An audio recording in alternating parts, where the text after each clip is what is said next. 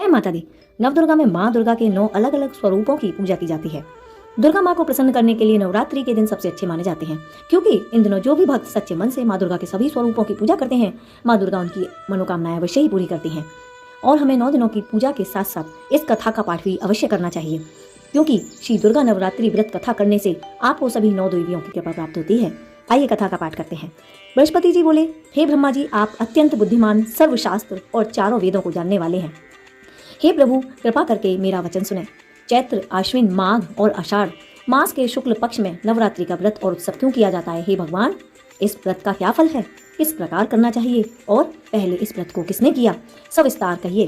बृहस्पति जी का ऐसा प्रश्न सुनकर ब्रह्मा जी बोले, हे बृहस्पति, प्राणियों का हित करने की इच्छा से जो तुमने बहुत ही सर्वोत्तम प्रश्न किया है, जो मनुष्य मनोरथ पूर्ण करने वाली माँ दुर्गा, महादेवी, सूर्य और नारायण को ध्यान करते हैं, वे मनुष्य सदा ही धन्य हैं। यह नवरात्रि व्रत संपूर्ण कामनाओं को पूर्ण करने वाला है। इसके करने से जो भी इच्छार्थी है उसको पुत्र चाहने वाले को पुत्र, धन चाहने वाले को धन, विद्या चाहने वाले को विद्या और सुख चाहने वाले को सुख मिलता है। इस व्रत को करने से रोगी मनुष्य का रोग दूर हो जाता है और कारागार में पड़ा हुआ मनुष्य बंधन से छूट जाता है। मनुष्य की सारी विपत्तियां दूर हो जाती हैं और उसके घर में संपूर्ण संपत्तियों का वास हो जाता है। बंधिया और काक बंधिया के इस व्रत के करने से पुत्र उत्पन्न होता है। समस्त पापों को दूर करने वाले इस व्रत के करने से ऐसा कोई मनोरथ नहीं है जो सिद्ध ना हो सके। यदि व्रत करने वाला मनुष्य सारे दिन का उपवास ना कर सके तो एक समय भोजन करे और उस दिन बांधवों सहित नवरात्रि व्रत की कथा का श्रवण करे। हे बृहस्पति, जिसने पहले इस महाव्रत को किया है उसका पवित्र इतिहास में तुम्हें सुनाता हूँ, तुम सावधान होकर सुनना। इस प्रकार ब्रह्मा जी के वचन सुनकर बृहस्पति जी बोले, ओम, हे ब्राह्मण, मनुष्यों को कल्याण करने वाले इस व्रत के इतिहास को मेरे लिए कहा, मैं सावधान होकर सुन रहा हूँ। आपकी शरण आए हुए मुझ पर कृपा करिए। ब्रह्मा जी बोले, पठित नाम के मनोहर नगर में अनाथ नाम का ब्राह्मण रहता था। वह भगवती दुर्गा का भक्त था। उसके संपूर्ण सद्गुणों से युक्त मानो ब्रह्मा की सबसे पहली रचना हो। ऐसी ही यथार्थ नाम वाली सुमति नाम की एक अत्यंत सुंदर कन्या उसके उत्पन्न हुई। वह कन्या अपने पिता के घर में बड़ी होने लगी और सहेलियों के साथ क्रीड़ा करती हुई इस प्रकार बढ़ रही थी जैसे मानो शुक्ल पक्ष के चंद्रमा की कला बढ़ती है। उसके पिता प्रतिदिन दुर्गा की पूजा और हवन किया करते थे। वह भी भगवती के पूजन में उपस्थित होती थी, किंतु एक दिन अपनी सखियों के साथ खेलते हुए वह पूजन में उपस्थित नहीं हुई। उसके पिता को अपनी पुत्री पर बहुत क्रोध आया और पुत्री से कहा, हे दुष्ट पुत्री, आज सुबह से ही तुमने भगवती का पूजन नहीं किया है। इसी कारण से मैं तुमसे बहुत क्रोधित हूँ और मैं तुम्हारा विवाह किसी कुष्ठी दरिद्र मनुष्य के साथ अवश्य ही करूँगा। इस प्रकार कुपित पिता के वचनों को सुनकर सुमति को बड़ा दुख हुआ और पिता से कहने लगी, हे पिताश्री, मैं आपकी कन्या हूँ, मैं आपके हर तरह से आधीन और आसक्त हूँ। जैसी आपकी इच्छा हो आप वैसा ही कीजिए। मेरा विवाह कर दीजिए, होगा वही जो मेरे भाग्य में लिखा है। मेरा तो इस पर पूर्ण विश्वास है। मनुष्य न जाने कितने मनोरथों का चिंतन करता है, पर होता तो वही है जो भाग्य में विधाता ने लिखा होता है। जो जैसा करता है उसको वैसा ही फल प्राप्त होता है। उस कर्म के अनुसार ही उसको फल प्राप्त होता है, क्योंकि कर्म मनुष्य के हाथ में है, फल देवता के हाथ में है। जैसे अग्नि में पड़े हुए तृण उसको अधिक प्रदीप्त कर देते हैं, उसी तरह अपनी कन्या के ऐसे निर्भयता से कहे हुए वचन सुनकर उस ब्राह्मण को अधिक क्रोध आया। तब उसने अपनी कन्या का एक कुष्ठ रोगी के साथ विवाह कर दिया और अत्यंत क्रुद्ध होकर पुत्री से कहा कि जाओ, अब अपने कर्म का फल भोगो, देखें केवल भाग्य के भरोसे रहकर तुम क्या कर लेती हो। इस प्रकार कहे हुए पिता के कटु वचनों को सुनकर सुमति अपने मन में विचार करने लगी कि अहो, मेरा बड़ा दुर्भाग्य है जिससे मुझे ऐसा पति मिला। इस तरह अपने दुख पर विचार करती हुई वह अपने पति के साथ वन में चली गई और भयानक वन में कुशायुक्त उस स्थान पर बड़ी कष्ट से ही उसने रात्रि व्यतीत की।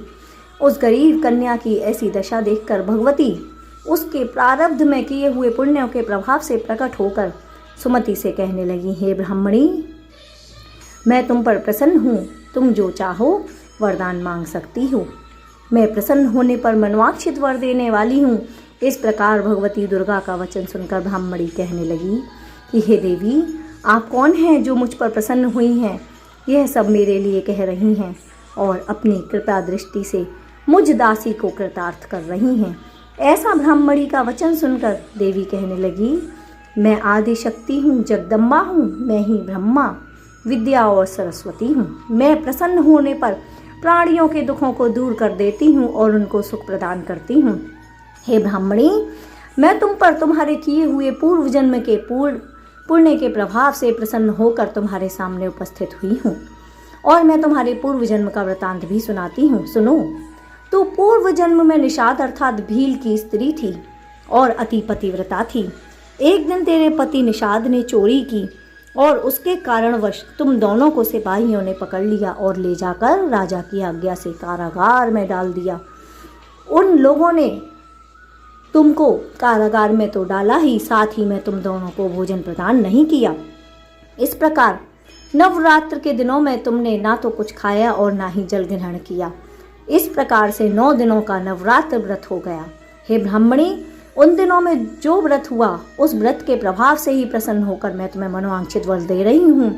अतः जो भी तुम्हारी इच्छा हो सो मांगो। इस प्रकार दुर्गा के कहे वचन सुनकर ब्राह्मणी बोली, यदि आप मुझ पर सच में प्रसन्न हैं माता, हे दुर्गे, मैं आपको प्रणाम करती हूँ। कृपया करके मेरे पति के कोढ़ को दूर कर दीजिए। देवी कहने लगी, उन दिनों में जो तुमने व्रत किया था उस व्रत के एक दिन का पुण्य ही इतना है कि तुम्हारे पति का कोढ़ दूर हो जाएगा और मेरे प्रभाव से तेरा पति सोने के समान शरीर वाला हो जाएगा। ब्रह्मा जी बोले। इस प्रकार देवी का वचन सुनकर वह ब्राह्मणी अत्यधिक प्रसन्न हुई और पति को निरोगी करने की इच्छा से ठीक है कहा। और तब तक उसके पति का शरीर भगवती दुर्गा की कृपा से कुष्ठहीन होकर अति कांति युक्त हो चुका था और वह एक चंद्रमा की कांति को भी क्षीण करने वाला बन गया था। वह ब्राह्मणी पति की मनोहर देह को देखकर देवी को अति पराक्रमी वाली समझकर स्तुति करने लगी कि हे दुर्गे, आप दुर्गत को दूर करने वाली, तीनों जगत का संताप हरने वाली, समस्त दुखों को दूर करने वाली, रोगी मनुष्यों को निरोगी करने वाली, प्रसन्न होने पर मनोवांछित वर देने वाली, दुष्ट मनुष्यों का नाश करने वाली हो। तुम ही सारे जगत की माता और पिता हो। हे अम्बे, मुझ अपराध रहित अबला की मेरे पिता ने कुष्ठ देह के वाले प्राणी के साथ मेरा विवाह कर दिया और मुझे घर से भी निकाल दिया। उनकी निकाली हुई मैं इस पृथ्वी पर दर दर घूम रही थी। आप ही हैं जिसने मेरी विपत्ति रूपी समुद्र से रक्षा की है। हे देवी, मैं आपको बारंबार प्रणाम करती हूँ, मुझ दीन की रक्षा करो। ब्रह्मा जी बोले, हे बृहस्पति। इस प्रकार उस सुमति ने मन से देवी की बारंबार बहुत स्तुति की।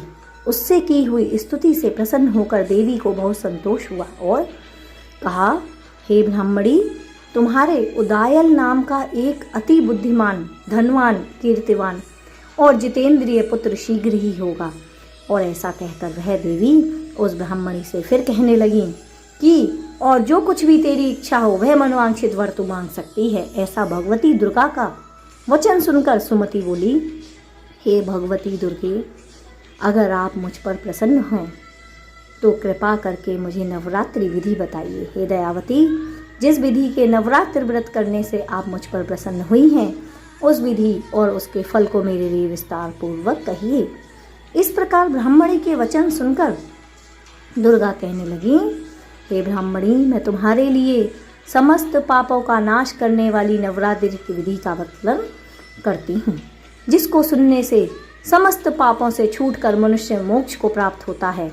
अश्विन माह के शुक्ल पक्ष की प्रतिपदा से लेकर 9 दिन तक विधि पूर्वक व्रत करे। यदि दिन भर का व्रत ना कर सके तो एक समय का भोजन करे। किसी विद्वान ब्राह्मण से पूछकर घट स्थापना करे और वाटिका बनाकर उसको प्रतिदिन जल से सींचे। महाकाली, महालक्ष्मी और महासरस्वती की मूर्तियां बनाकर उसकी नित्य विधि सहित पूजा अर्चना करे और उसको पुष्पों से विधि पूर्वक अर्घ्य दे। विजौरा के फूल से अर्घ्य देने से रूप की प्राप्ति होती है, जायफल से कीर्ति, दाख से कार्य की सिद्धि होती है और आंवले से सुख, केले से आभूषणों की प्राप्ति होती है। इस प्रकार फलों से अर्घ्य देकर यथाविधि हवन करे। खांड, घी, गेहूँ, शहद, जौ, तिल, बिंब, नारियल, दाख और कदम्ब, इनसे हवन करे। गेहूं से होम करने से लक्ष्मी की प्राप्ति होती है। खीर और चंपा के पुष्पों से धन संपत्ति, तेज और सुख की प्राप्ति होती है। आंवले से कीर्ति और केला चढ़ाने से पुत्र की प्राप्ति होती है। कमल से राज सम्मान और दुखों से मुक्ति प्राप्त होती है। सुख संपत्ति की प्राप्ति हो जाती है। व्रत करने वाला मनुष्य इस विधि विधान से हवन करके आचार्य को अत्यंत नम्रता के साथ प्रणाम करे और यज्ञ की सिद्धि के लिए उसे दक्षिणा प्रदान करे। इस महाव्रत को पहले बताई हुई विधि के अनुसार जो भी मनुष्य करता है उसके सब मनोरथ सिद्ध हो जाते हैं। इसमें कोई भी संशय नहीं है। इन 9 दिनों में जो कुछ दान आदि दिया जाता है उसका करोड़ों गुना फल प्राप्त होता है। इस नवरात्रि के व्रत करने से ही अश्वमेध यज्ञ का फल प्राप्त होता है। हे ब्राह्मणी, इस संपूर्ण कामनाओं को पूर्ण करने वाले उत्तम व्रत को तीर्थ, मंदिर अथवा घर में ही विधि के अनुसार करे। ब्रह्मा जी बोले, हे बृहस्पति, इस प्रकार ब्राह्मणी को व्रत की विधि और फल बताकर देवी अंतर्ध्यान हो गईं। जो मनुष्य या स्त्री इस व्रत को भक्ति पूर्वक करता है वह इस लोक में सुख पाकर अंत में दुर्लभ मोक्ष को प्राप्त करता है। हे बृहस्पति, यह दुर्लभ व्रत का महात्म्य मैंने तुम्हारे लिए कहा है।